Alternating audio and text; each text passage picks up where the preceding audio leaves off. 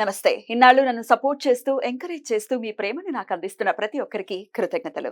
అలాగే ఈ వీడియో కూడా ఖచ్చితంగా మీకు ఉపయోగపడుతుంది. లైక్, షేర్ అండ్ సబ్స్క్రైబ్ చేసి మీ సపోర్ట్‌ని నాకు అందించండి. అలాగే ఈ వీడియో పట్ల మీకున్న అభిప్రాయాన్ని కామెంట్ సెక్షన్‌లో కామెంట్ చేసి తెలియజేయండి. ఇప్పుడు వీడియోని చూద్దాం. జ్యోతిష్య శాస్త్రం ఒక అద్భుతం. వేదాంగమైన జ్యోతిష్య శాస్త్రం అనేటువంటిది మానవ జీవన గమనానికి ఒక వరం. జ్యోతిష్య శాస్త్రం నీ జీవితంలో వెలుగునింపే ఒక భాష.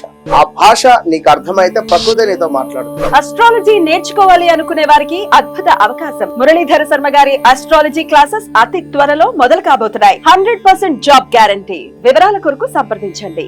నమస్తే, వెల్కమ్ టు అవర్ ఛానల్. నేను పద్మిని. ప్రస్తుతంతో పాటు ప్రముఖ ఆధ్యాత్మికవేత్త, జ్యోతిష పండితులు, అమ్మవారి సేవకులు, దత్త గణపతి ఉపాసకులు మురళీధర శర్మ గారు మనతో పాటు ఉన్నారు. మాట్లాడదాం. మురళి గారు నమస్కారం అండి. మహాదేవ శ్రీమాత్రే నమః. మన ధర్మం ప్రతి ఒక్క విషయాన్ని చెప్తుంది, ప్రతి ఒక్క విషయాన్ని ప్రస్తావిస్తుంది. నువ్వు ఎలా ఉండాలి, ఎలా మెలగాలి, ఎలా నడుచుకోవాలి, ఎప్పుడు లేవాలి, ఎప్పుడు పడుకోవాలి, ఏం చెయ్యాలి. తద్వారా సమస్యలు వచ్చినా అధిగమించేటటువంటి స్థైర్యం ఉంటుంది. అసలు రాకుండా ఉండే ఆ శక్తి కూడా మనకు ఉంటుంది. ఏదో గొడ్డలతో పోయేది గోరుతో పోయేటటువంటి పరిస్థితి ఖచ్చితంగా ఉంటుంది. అయితే మనం మరి ధర్మం చెప్పినటువంటి విషయాల్ని పాటిస్తున్నామా లేదా అనేదే ఇక్కడ ప్రశ్న. అయితే ఇప్పుడు ఇవాళ నా ప్రశ్న, స్నానం చేసే విషయంలో ఖచ్చితంగా వ్యవస్థరలై స్నానం చేయటం అనేది సర్వసాధారణం అయిపోయింది. ఇప్పుడు బట్టలే లేకుండా, అసలు నూలిపోగు కూడా ఒంటి మీద లేకుండా స్నానం చేయటం అనేది అందరికీ అలవాటైపోయింది.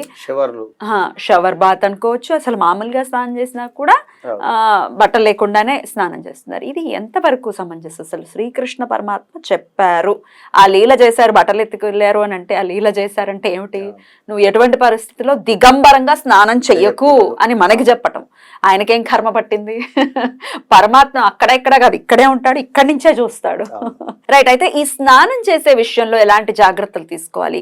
పాజిటివిటీ పెంచుకోవడానికి కూడా కొన్ని పరిహారాలు ఉంటాయి నీళ్ల ద్వారా. వాటర్ సూపర్ డూపర్ ఎలిమెంట్ కాబట్టి ఇది ఏదైనా రెమెడీ ఏదైనా చెప్తారండి దీనికి? ఖచ్చితంగా అద్భుతంగా. విషయం ఏమిటి అంటే, ఏదైనా కూడా వాస్తవానికి కృష్ణలీల అన్నట్టుగా మీరు ఇందాక చెప్పినటువంటిది చాలా అద్భుతం. అది ఇవాళ రేపు ఉండేటువంటి పరిస్థితులలో అంతటి ఆలోచన కానీ, అంతటి జ్ఞానం కానీ వాస్తవానికైతే ఎవరికి లేకుండానే ముందుకు వెళ్ళేటువంటి పరిస్థితి ఉంది. ఇక్కడ మనం చెప్పినా కూడా వారికి అర్థం అయ్యేటువంటి పరిస్థితి కూడా లేదు.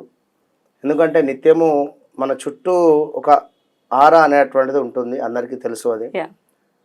అది ఎప్పుడు మనం దాన్ని కాస్త శుభ్రపరుచుకునేటువంటి విధం కానీ, లేదా ఏ రకంగా ఉంటే అది పాజిటివ్గా ఉంటుంది అనేటువంటిది ఇప్పుడు యద్భావం తద్భవతి అని ప్రతి వీడియోలో కూడా మనం చెప్తూనే ఉంటాం. కొన్ని వీడియోలలో మన ఆలోచన విధానం ఏ విధంగానైతే ఉంటుందో మన పరిస్థితి కూడా అదే విధంగా ఉంటుంది. ఆరా డెఫినెట్గా మెయింటైన్ చేసుకోవాలి ఆరాని కదా. అది కనిపించకపోవచ్చు కానీ ఆరాని మెయింటైన్ చేసుకోవాలి ఖచ్చితంగా. అయితే ఇక్కడ చాలామంది కూడా ఎంతో మనకు ఋషులు కావచ్చును, లేదా మంచి మంచి సాధన చేసినటువంటి వారు కానీ, లేదా ఇంట్లో ఉండేటువంటి తులసి చెట్టు కానీ, ఇలాంటి కొన్ని వీరు నడిచినటువంటి ఆ యొక్క ప్లేస్లో నుండి ఆ యొక్క మన దాన్ని ఏమంటారు, దుమ్మును తీసి బొట్టుగా పెట్టుకున్నా కూడా ఎంతో వైబ్రేషన్ ఉంటుంది వాస్తవానికి కూడా. ఆవు దగ్గరది కావచ్చును, పాములు తిరిగేటువంటి ప్లేస్ కావచ్చును. మనకు ఈ యొక్క నాగుల పంచమి, నాగుల చవితి రోజు పుట్టలో పాలు పోసిన తర్వాత మనం ఆ యొక్క మట్టిని తీసుకొని కళ్ళకు కానీ పుట్టకు కానీ ఇవన్నీ రాసుకుంటాం. అదేవిధంగా కుంకుమ పువ్వును కూడా చక్కగా స్నానంలో వేసుకొని నీళ్ళల్లో వేసుకొని స్నానం చేసినా కూడా ఒక గురు బలం అనేటువంటిది పెరుగుతుంది. అదేవిధంగా ఇక్కడ మనకు ఆరా క్లీన్ అవ్వడం కావచ్చును, లేదా మనకు ఒక నెగిటివిటీ కానీ, లేదా మనకు అనుకున్నటువంటి పనులు ముందుకు వెళ్ళేటువంటి పరిస్థితి కావచ్చును, ఇంకేదైనా అన్నింటా కూడా. ఇంకోటి ఉండే ఇలాచి ఎందుకు ఉండే, ఇలాచి ఏమో బ్యాడ్ టైం అంతా తొందరగా పాస్ అయిపోవడానికి, తొందరగా వెళ్ళిపోవాలి బ్యాడ్ టైం. పాలేమో లాంగ్ లైఫ్ కి. కొంత ఎంత ప్రయత్నం చేసినా కూడా మనకు కొన్ని బ్యాడ్ టైమ్స్ అనేటువంటి ఉంటాయి, అవి అలాగే ఉండిపోతాయి మన లైఫ్ లో. ఇలాంటి వాటి కోసము ఖచ్చితంగా కూడా మీరు ఒక వారానికి ఒకసారైనా మనం చెప్పేటువంటి వస్తువులతో స్నానాన్ని ఆచరించినట్టయితే మంచి ఫలితం ఉంటుంది. ఇప్పుడు గోరువెచ్చని నీటిలో రాళ్ళ ఉప్పు వేసుకోవాలి అంటాం. గోరువెచ్చని నీటిలోనే వేయాలి. చల్ల నీళ్ళలో కుదరదు. గోరువెచ్చని నీటిలో వేసి ఆ యొక్క ఉప్పు కరిగిన తర్వాతనే మనం స్నానాన్ని ఆచరించాలి. వారానికి ఒకసారి, రోజు చేస్తే ఇక వెంట్రుకలు ఊడిపోతవి కనుక వారానికి ఒకసారి చేస్తే, లేదా ఇంట్లో అయినా కూడా మనము ఆ యొక్క తుడుచుకోవాలి మా పెట్టేసి.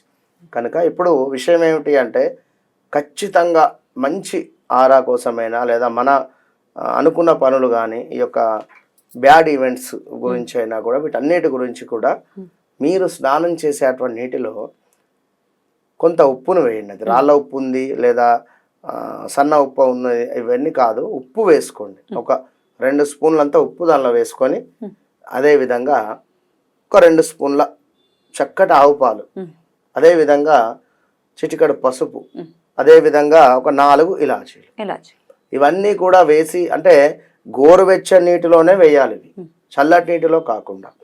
గోరువెచ్చని నీటిలో వేసి ఒక 10 నిమిషాలు, పావు గంట కాస్త కరగనివ్వాలి ఆ యొక్క నీటిలో. సుగంధాలు, ఇప్పుడు ఇలాచీ అంటే సుగంధం, అది రావాలి కదా, ఎసెన్స్ కింద వాటర్ లోకి మిక్స్ అవ్వాలి, రైట్. ఇవన్నీ వేసి చక్కగా కూడా ఎవరైతే లక్ష్మీవారం, గురువారం కానీ శుక్రవారం కానీ, లక్ష్మీవారం అంటే గురువారమే అంటారు, ఆ రోజున స్నానాన్ని ఆచరిస్తే ఖచ్చితంగా మీ ఆరా అనేటువంటిది క్లీన్ అవుతుంది. దీంతో పాటుగా ఇవేవైతే మీకు కొంత బ్లాకేజెస్ ఉన్నవి లేదా బ్యాడ్ ఈవెంట్స్ జరుగుతున్నవి అని అనుకునేటువంటి సందర్భంలో తప్పకుండా కూడా మంచి ఫలితం ఉంటుంది. ఇది ఒక వారానికి ఒకసారి ఆచరించండి. ఇట్లా ఒక 5 వారాలు చేసి చూడండి, మీకే అర్థమవుతుంది. అసలు బాత్రూమ్ లో పెట్టేసుకుని మర్చిపోతూ ఉంటాం, టక్క వెళ్ళిపోతాం, చేసేస్తుంటాం. పసుపు డబ్బా పెట్టుకుంటూ ఉంటారు బాత్రూమ్ లో, ఎలా అంటే కొంచెం అది శుద్ధి చేస్తుంది అని. పసుపు నీళ్ళలో వేసుకుని ఖచ్చితంగా స్నానం చేయమని చెప్తారు కూడా. ఇంకా గురుబలం కూడా పెంచుతుంది. అవును, గురుబలం పెరుగుతుంది. ఇంకా మనకు శనగపిండి ఉన్న పసుపు మిక్స్ చేసి ఇది చలికాలంలో ఎక్కువగా రాసుకుంటారు.